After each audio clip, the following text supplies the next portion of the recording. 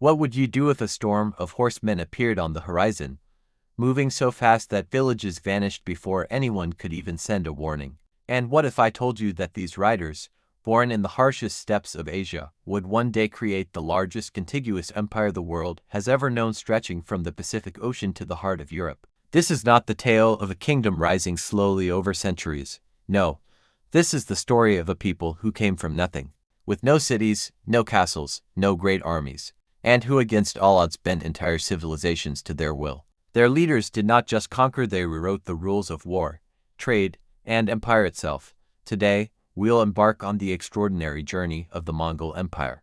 You'll witness their birth in the windswept steppe, the rise of Genghis Khan, the thunder of hooves across Asia, and the shocking brilliance that allowed nomadic tribes to topple mighty dynasties. Stay with me until the end, because the story of the Mongols is not just about war, it's about how the world we know today was forever shaped by them. Let's begin. From the shadows of the steppe, Mongolian steppe was a land of extremes where summers scorched and winters froze, where grass stretched endlessly to the horizon, and where survival depended on one's ability to ride, hunt, and fight. It was not a place that gave birth to kingdoms. It was a place that swallowed them. And yet, from this harsh soil would rise a man who would one day be called Genghis Khan, the oceanic ruler, feared by emperors and remembered by history as both destroyer and lawgiver. But before the world trembled at his name, Temüjin was simply a boy, hungry, abandoned, and hunted. His rise would not begin with armies or riches, but with the raw human struggle to endure when everything had been stripped away. To understand how the Mongols became world conquerors, we must begin with a boy standing on the banks of the Onon River, gazing at a world that seemed intent on crushing him. Temüjin was born around 1162, the son of Yesugei, a chieftain of the Borjigin clan. His birth was said to be marked by an omen.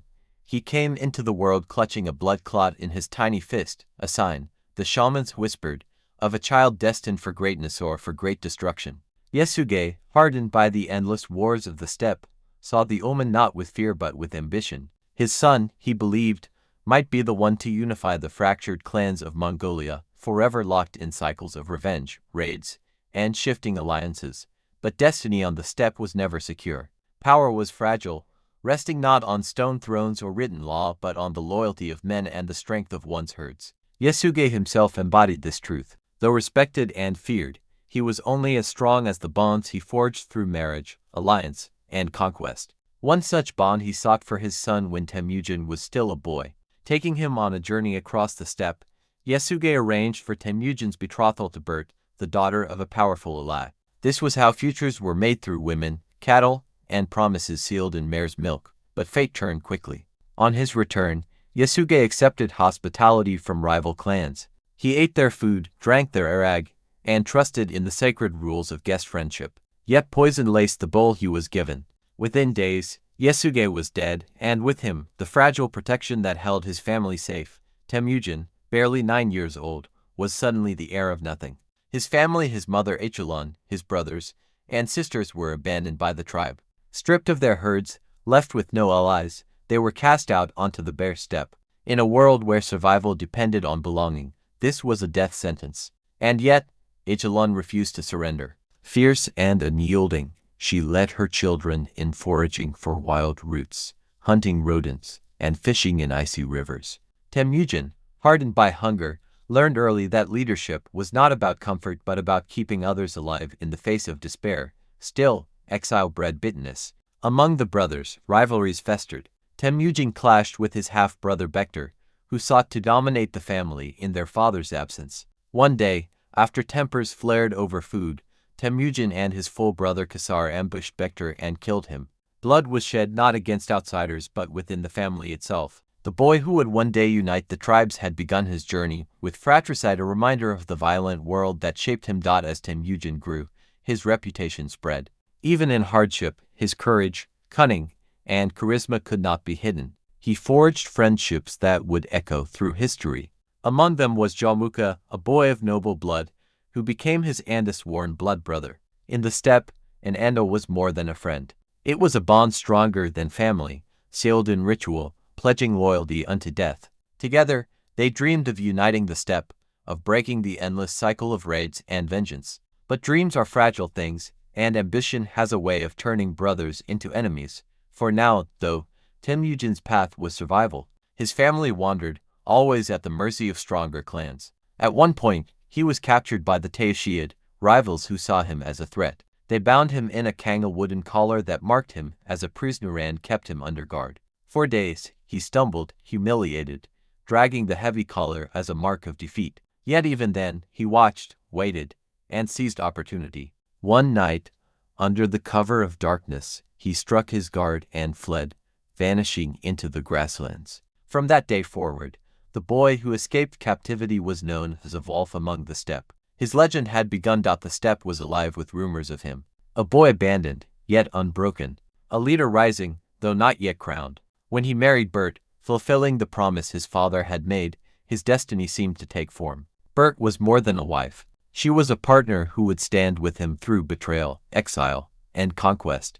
But their union soon brought both strength and tragedy. One night, while Temüjin was away, Bert was abducted by the Merkit tribe. Seeking vengeance for an old crime, Yasuge had once stolen Achelon, Temüjin's mother, from one of their men. Now the Merkits claimed revenge by taking Bert. For Temüjin, it was not just personal, it was existential. To lose Bert was to lose his honor, his alliance, his very future. Desperate, he turned to allies. He sought aid from his Anda, Jamuka, and from Togrul, the powerful Khan of the Karat tribe. With their support, Temüjin raised a force and stormed the Merkit. In a clash of blood and fire, Bert was rescued. But the scars of the ordeal would never fade. Her capture and return would haunt their marriage. Even as Bert bore Temüjin's children and shared in his rise. Through these struggles, Temüjin learned a lesson that would define his reign. Loyalty was precious, but alliances were fragile. Friends could become rivals, and kin could become enemies. Only through strength, discipline, and vision could chaos be bent into order.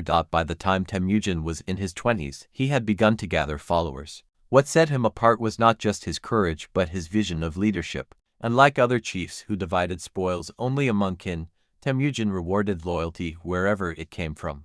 A poor herdsman who fought bravely could rise higher in his ranks than a noble who hesitated. This radical meritocracy made him dangerous. Warriors flocked to him not because of blood but because of trust.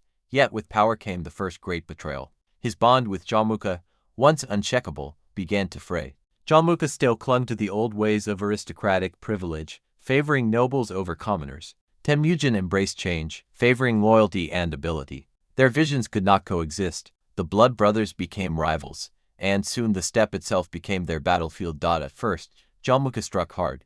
With 30,000 men, he overwhelmed Temüjin's smaller force of 20,000. In the bloody aftermath, Jamuka executed 70 of Temüjin's captured warriors by boiling them alive, a horror that sent shockwaves across the steppe. Yet cruelty can turn men away as easily as it can inspire fear.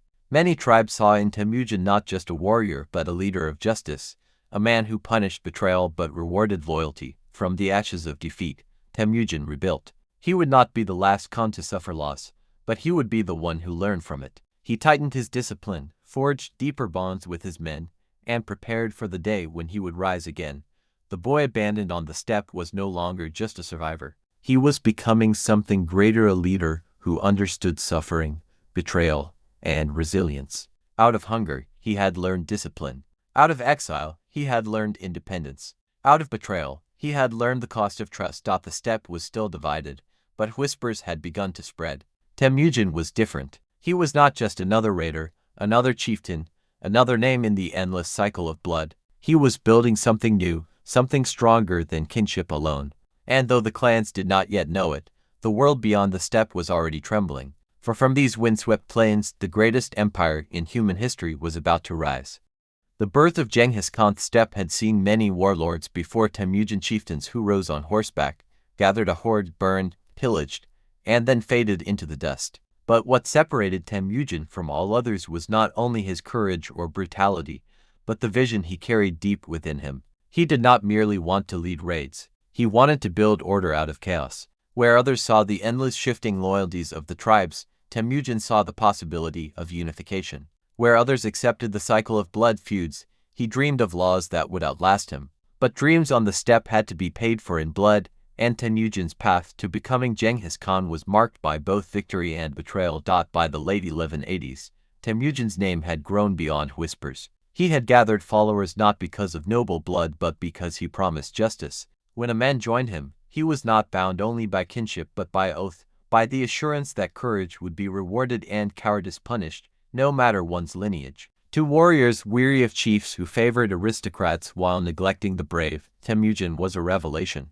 His encampments became a new kind of steppe society, one where loyalty outweighed birthright. In this period, he also began shaping what would become the backbone of the Mongol war machine, a strict code of discipline. He divided his men into decimal units 10, 100, 1,000, 10,000 so that every warrior knew his place. No longer would battle depend on shifting loyalties or personal favoritism. Under Temüjin, the army became a machine, bound not by tribe but by command. It was in this crucible of discipline and innovation that Temüjin's destiny began to take form. In 1186, after years of struggle, several tribes rallied to him and proclaimed him Khan. But not just any Khan, Genghis Khan, a title meaning universal ruler. For the first time in memory, clans once divided by blood feuds bowed to a single leader. Yet unification brought danger. His rise stirred fear, and his enemies were not content to watch him grow in power. The first great test of his rule came swiftly. Jommuka, once his Anda, now his sworn rival, could not tolerate Temüjin's ascendancy. Though Temüjin had once been the weaker, now he was rising, and Jommuka moved to crush him before his power became unstoppable. With 30,000 warriors, Jommuka descended upon Temüjin's 20,000. The battle was brutal, fought across the rolling steppe, arrows hissing like rain, horses crashing against one another in waves of blood and dust. Temüjin's men fought valiantly, but they were outnumbered. In the end, Jommuka triumphed, capturing many of Temüjin's followers. What followed was an atrocity that seared itself into history. Jommuka ordered 70 of Temüjin's warriors executed by being boiled alive, a punishment so cruel that even hardened steppe fighters recoiled. Instead of breaking Temüjin's reputation, it shattered Jommuka's. Many tribes, horrified by his savagery, turned away from him and sought Temüjin's protection. The lesson was clear. Terror alone could not win lasting loyalty. Temüjin's vision of fairness, rewarding the loyal, protecting the weak, punishing betrayal, proved far stronger. In defeat, Temüjin had planted the seeds of his ultimate victory. Slowly, steadily, he rebuilt his forces. One by one, tribes came to him, some by choice, others by conquest. Each new clan brought warriors, herds, and knowledge. With each addition, his army grew more disciplined, more unified, more unstoppable.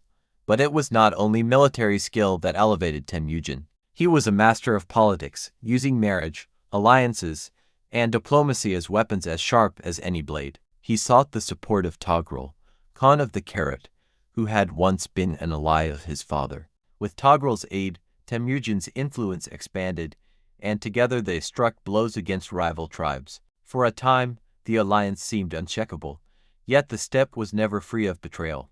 Temüjin's rise threatened Togrul's position, and whispers of jealousy began to circle. When Temüjin sought Togrul's help once more, the older Khan turned against him. Betrayal struck like a knife in the dark, and Temüjin was forced to flee with only a handful of followers. It was in moments like these, when others might have vanished into obscurity, that Temüjin's resilience shone. Even abandoned, even betrayed, he never ceased gathering strength. His charisma drew men back to him, and his vision gave them purpose. Each setback became a test, each betrayal a lesson. By the dawn of the 13th century, Temüjin had grown too powerful to be ignored. His army, forged in hardship, disciplined beyond anything the steppe had seen, moved with the precision of a blade. He struck at rivals with ruthless efficiency, breaking clans that opposed him and folding their warriors into his ranks. No longer was he merely another Khan. He was becoming the master of the steppe. And yet, Temüjin's ambition reached beyond survival. He sought to create laws that would bind his people together even after his death. From this vision emerged the Yasa, a code that laid down rules for loyalty, justice, and conduct. Theft was punished harshly, betrayal even more so. But loyalty and courage were rewarded beyond measure. In a world where chaos had reigned, the Yasa became the backbone of order. It was not mercy that defined Genghis Khan,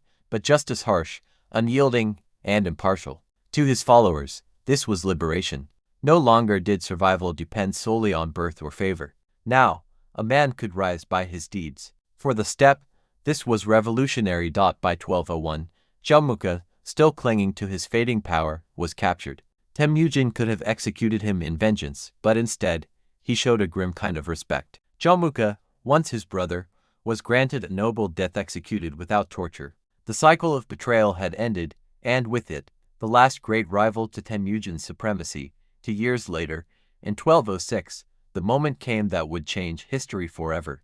On the banks of the Anan River, at a great Kurultayan assembly of the Mongol tribes, Temüjin was proclaimed Genghis Khan, the universal ruler of all Mongols. For the first time, the steppe was united under a single banner. A people once divided by endless feuds and rivalries now bowed to one man, and his gaze was already fixed beyond the horizon. The birth of the Mongol Empire was no quiet affair. Once united, the Mongols turned outward, their eyes on the great civilizations that had once dismissed them as barbarians. To the south lay the Jin dynasty of northern China, wealthy and powerful. To the west lay the empires of Central Asia, ripe for conquest. Genghis Khan, forged in exile, betrayal, and blood, now commanded a machine unlike anything the world had seen, a cavalry of tens of thousands. Disciplined, swift, and merciless, when the Mongols rode, they carried not just swords and bows, but a vision of empire. The world did not yet know it, but it was about to tremble. The storm breaks. The Mongols against Chinese steppe had been united. For the first time in centuries, rival clans who once hunted each other across the plains now marched under a single banner, the black horsehair standard of Genghis Khan. Yet unity was only the beginning. To the south, across the mountains and deserts, loomed the greatest prize of all, China. Its cities were filled with silk and porcelain, its storehouses with grain, its courts with scholars and emperors who looked northward with disdain. To the Chinese dynasties, the nomads of the steppe were little more than savages, raiders who came and went like storms, but never lasting. What they did not know was that this time the storm would not pass. This time, it would consume. The first target was the Jin dynasty of northern China. Powerful, wealthy, and arrogant, the Jin had long dominated the Mongols with tribute and intimidation. They were confident behind their walled cities, protected by their massive armies. To them, Genghis Khan was a nuisance, a warlord who would burn a few border towns before vanishing back into the grasslands. But the Mongols were not the same fractured horsemen of the past. They were an army forged in discipline, bound by law, and led by a man whose entire life had been one long preparation for war. The Jin had never faced an enemy like this. The Mongol cavalry moved with terrifying speed, each warrior carrying multiple horses so they could ride without pause for days on end. Their bows, powerful and precise, could pierce armor at distances other armies thought impossible. They struck suddenly, vanishing just as quickly, luring enemies into traps before encircling them in a storm of arrows. Unlike other steppe raiders, they did not simply plunder and retreat, they destroyed, annihilated, and absorbed. In 1211, Genghis Khan led his forces south, crossing into Jin territory. The campaign that followed shocked the world. The Mongols, fewer in number, should have been crushed by the vast armies of the Jin. Yet battle after battle, the Jin commanders fell into Genghis Khan's traps. At the Battle of Yeholing, the Jin army, perhaps more than 300,000 strong, was lured into a narrow mountain pass. There, the Mongols attacked with such ferocity that the Jin soldiers, trapped and unable to maneuver, were slaughtered in waves. Tens of thousands were cut down, their screams echoing through the valleys. When the survivors fled, they found the Mongols already waiting for them, striking again and again until the mighty Jin host was shattered. News of the massacre spread like wildfire. Cities that had once sneered at the nomads now trembled at their approach. The Mongols were not just raiders, they were executioners. Yet Genghis Khan was not reckless. He understood the value of terror as a weapon, but he also understood the power of mercy when it served his purpose. Cities that resisted were annihilated, their populations enslaved or massacred. Cities that surrendered were spared, their people incorporated into his growing empire. This choice, resist and perish, surrender and survive, became the hallmark of Mongol conquest. Still, the war against the Jin was no easy march. The Mongols were masters of the open steppe, but China's great walled cities presented a new challenge. Siege warfare was not in their tradition, but necessity bred innovation. Genghis Khan recruited engineers from conquered peoples, men who knew how to build siege towers, catapults, and battering rams. Chinese defectors taught the Mongols to use fire lances and gunpowder bombs. Soon, the once primitive horsemen were masters of technologies they had never invented. It was this adaptability, the ability to learn from conquered peoples and use their knowledge against others, that made the Mongol war machine unstoppable. By 1215, Genghis Khan's armies had reached Jiangdu, the great Jin capital, modern-day Beijing. The siege lasted months. The defenders fought desperately, hoping the walls would hold. But the Mongols surrounded the city, cutting off supplies, launching fire, and battering the gates. Hunger and despair set in. At last, Jiangdu fell. The city was looted, its riches carried off across the steppe, and thousands of its inhabitants massacred. The victory sent shockwaves throughout Asia. A nomadic empire, once dismissed as barbarians, had toppled one of the richest cities in the world. But Genghis Khan's ambition was not satisfied. Beyond the Jin lay other empires, vast, wealthy, and arrogant enough to believe they could stand against him. His gaze turned westward, toward the Khwarezmian Empire in Persia. What began as a mission of trade would soon spiral into one of the most brutal campaigns in history. But before that storm broke, Genghis Khan consolidated his hold on northern China. The Mongols continued to refine their system of governance. Genghis appointed loyal generals, men like Subutai and Jib, whose brilliance in strategy would make them legends. He distributed conquered lands and peoples not to his family alone, but to those who had proven themselves in battle. He instituted harsh laws to keep order, punishing theft and betrayal ruthlessly. And he continued to build the empire not as a loose coalition of tribes, but as a single organism, bound together by loyalty to him and the laws he set forth. Even his family was woven into this vision. His sons, Joki, Chagatai, Gedai, and Tolui, were not merely princes of blood but commanders and governors, entrusted with carrying his authority across vast territories. Yet even here, tension simmered. Joki, his eldest, was born soon after Bert's abduction by the Merkit, and whispers of doubt about his legitimacy would poison relations with his brothers for years to come.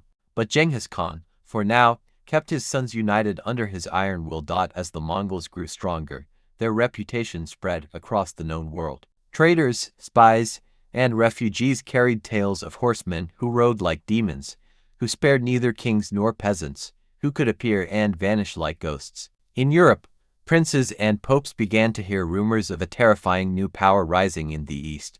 Most dismissed them as exaggerations. Surely no force of nomads could threaten the great kingdoms of Christendom.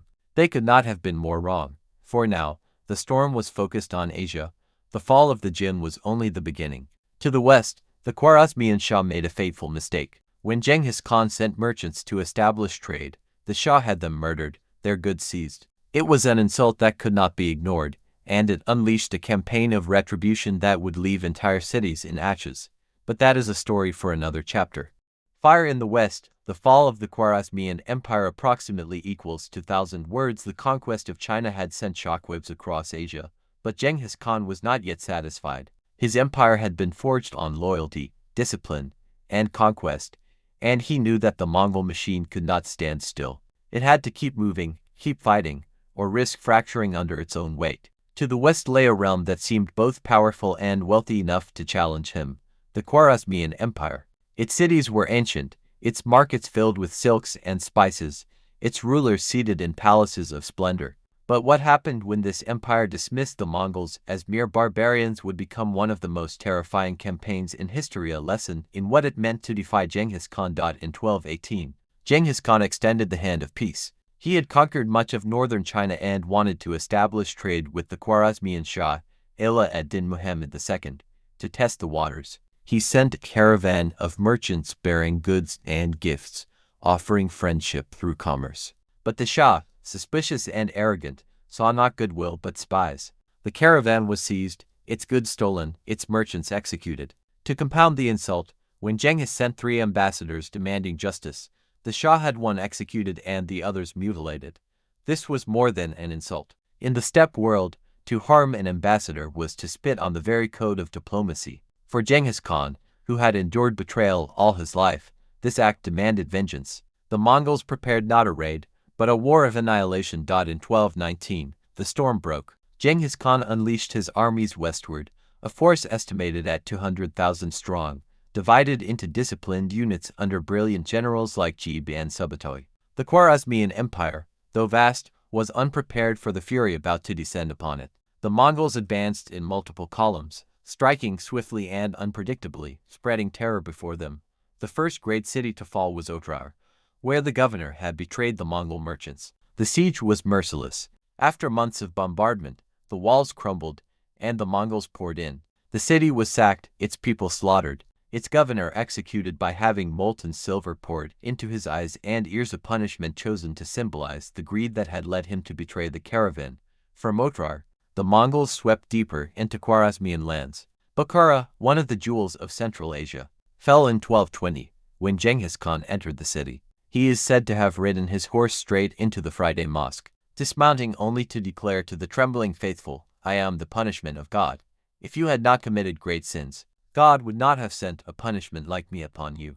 The city was plundered, its treasures stripped, and its inhabitants slaughtered or enslaved. The fall of Bukhara sent shockwaves across the Islamic world. Samarkand, another jewel of the empire, followed soon after. Despite its strong fortifications and large garrison, the Mongols broke it with cunning and overwhelming force. Siege towers rolled forward, catapults rained fire, and betrayal within the walls delivered the final blow. When Samarkand fell, tens of thousands were massacred. The once proud city was left a graveyard of ash and silence. But the Mongols were not merely destroyers. They were masters of strategy. As Genghis Khan pushed into the heart of the empire, he unleashed Jib and Subutai on a daring campaign across Persia. With only 30,000 men, they rode westward in a lightning raid, defeating armies many times their size, spreading terror through city after city. Their mobility was unmatched. They could march 100 miles in a day, strike, and vanish into the desert. Persian cities and towns fell in rapid succession, unable to comprehend how such a small force could deliver such devastation. The Shah, once proud and defiant, was reduced to a fugitive. Pursued relentlessly, he fled westward, from city to city, his authority collapsing behind him. He abandoned his people to their fate, his empire dissolving in fire and blood. At last, in 1220, he died in obscurity on an island in the Caspian Sea, broken and alone. His once mighty empire had been obliterated in less than 2 years. Yet the Mongols' vengeance did not end with the Shah. They hunted his family as well. His son, Jalal ad-Din Mingburnu, attempted to rally resistance, gathering what remained of the Khwarezmian armies. In 1221, he faced the Mongols at the Battle of the Indus River. Outnumbered and outmatched, his forces fought desperately, but the Mongols' discipline and tactics prevailed. As his army collapsed, Jalal ad-Din famously leapt on horseback into the raging river, swimming to safety on the far bank. Genghis Khan, watching from a cliff, admired his bravery and forbade his archers from shooting him. Jalal ad-Din would fight again, but the empire his father had ruled was gone forever. The destruction of the Khwarezmian Empire was one of the most devastating campaigns in history. Entire cities were reduced to ashes, their populations massacred or enslaved. Refugees fled westward, carrying with them tales of Mongol cruelty and invincibility. In Europe, stories of the horsemen from the east began to spread, stories of demons, of a people who ate raw flesh, who spared neither priest nor king. To the frightened rulers of Christendom, the Mongols seemed less like men than like an unstoppable force of nature. But behind the terror was also genius. The Mongols had shown not only unmatched brutality but extraordinary adaptability. They had mastered siegecraft, logistics, and strategy on a scale few could comprehend. They moved like a living storm, striking where they pleased, learning from every conquest, absorbing every skill of the peoples they destroyed. And at the center of it all was Genghis Khan, the boy abandoned on the steppe. Now ruler of an empire stretching from the Pacific Ocean to the Caspian Sea, his ambition had no horizon. To the east, China still awaited full conquest. To the west, beyond the ruins of Persia, lay the great kingdoms of Europe. The world was no longer safe from the riders of the steppe. The legacy of conquest, from the steppes to the world, the Khwarezmian Empire lay in ruins, its cities silent, its ruler dead in exile. Yet even as Persia smoldered, the Mongols were not finished. Genghis Khan had unleashed a war machine unlike any the world had ever seen, and its momentum could not be contained.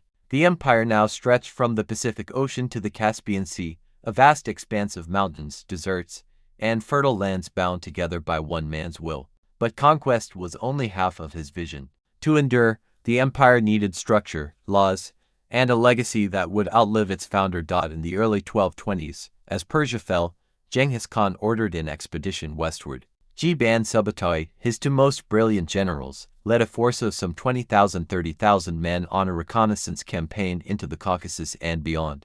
What followed was one of the most astonishing military expeditions in history. They defeated the combined Georgian armies, stormed through the Caucasian passes, and crushed a coalition of Rus princes at the Battle of the Khalkha River in 12–3. At Khalkha, the Mongols demonstrated their most devastating tactic, feigned retreat. For 9 days, they lured the Rus and their allies deeper and deeper, until exhaustion set in. Then, turning suddenly, they encircled and annihilated the pursuing army. Tens of thousands of soldiers were slaughtered, their princes captured and executed. The Mongols did not remain in Europe then. Their orders were to scout and terrify, not to hold. But they left behind a message written in blood. No land was beyond their reach. While his generals spread terror in the west, Genghis Khan returned east to deal with unfinished business. The Jin dynasty in northern China still held vast territories, and though Zhongdu had fallen, the war was not complete. For years, Mongol armies pressed against Jin strongholds, systematically wearing them down. Siege engines smashed walls, flaming projectiles rained from the sky, and entire cities were reduced to rubble. By 1227, as Genghis Khan grew older, he set his sights on the Western Xia, a kingdom in northwestern China that had defied his authority. It would be his final campaign. The Xia had once submitted to Mongol power but had later broken their allegiance, hoping to resist while the Khan was occupied elsewhere. Genghis would not forgive betrayal. His armies descended upon their lands, laying siege to their cities with ruthless determination. But as the Xia crumbled, Genghis Khan's health began to fail. Accounts differ. Some say he fell from his horse during the campaign, others that illness struck him down. Whatever the cause, in the summer of 1227, the conqueror of worlds died at around 65 years of age. His body was carried back to Mongolia in secrecy, buried in an unmarked grave somewhere on the steppe, the location hidden from friend and foe alike. Legend holds that those who buried him killed anyone who saw the funeral procession, ensuring the resting place of the great Khan would remain forever unknown. His death could have shattered the empire, as so many nomadic confederations before had splintered upon the passing of their leader. But Genghis Khan had prepared for this moment. Years earlier, he had named his third son, Gedai, as his successor, binding the loyalty of the Mongol princes to one heir. Upon his death, a great Kurultai confirmed Gedai as the new great Khan. The machine Genghis had built did not collapse, it expanded. Under Gedai, the Mongols completed the destruction of the Jin dynasty, bringing all of northern China under their control. They pushed deeper into Korea, raided into the Middle East, and returned to the west, striking into Eastern Europe. By the 1240s, Mongol armies swept across Poland, Hungary, and as far as the gates of Vienna. Europe, fragmented and weak, trembled. Whole kingdoms seemed ready to fall, but only the death of Gedai in 1241 saved them. Recalling the Mongol armies back to Mongolia for the election of a new Khan, the empire that Genghis Khan had founded became the largest contiguous empire in history, stretching from the shores of the Pacific to the plains of Hungary, from the frozen steppes of Russia to the deserts of Persia. It encompassed dozens of cultures, languages, and faiths. For those who resisted, the Mongols were remembered as destroyers, their names whispered in terror. For those who submitted, they could be surprisingly tolerant. Religious freedom was often allowed, trade routes secured, and merchants protected under the vast network of the Pax Mongolia. The legacy of Genghis Khan is one of paradox. He was both destroyer and creator, executioner and lawgiver. He left behind cities reduced to ashes and yet also laid the foundations of one of history's great cultural exchanges. Under his empire, the Silk Road flourished as never before, carrying goods, ideas, and even diseases across continents. It was through these networks that paper, gunpowder, and printing moved westward, shaping the future of Europe. Yet it was also through these same routes that the Black Death would later spread, devastating populations across Eurasia. Even centuries later, the name of Genghis Khan lingers in both fear and admiration. To the Mongols, he was the father of their nation, the man who turned scattered clans into an empire.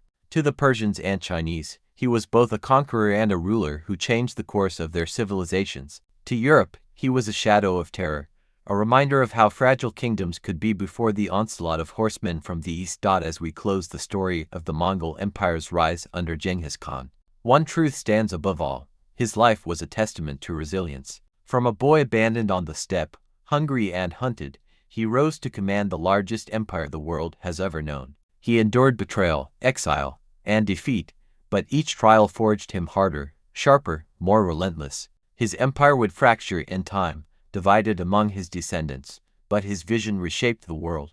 The Mongols were not merely raiders who came and went with the wind. They were a storm that redrew the map of history. And at the center of that storm was a man whose name, centuries later, still carries the weight of both awe and dread: Genghis Khan.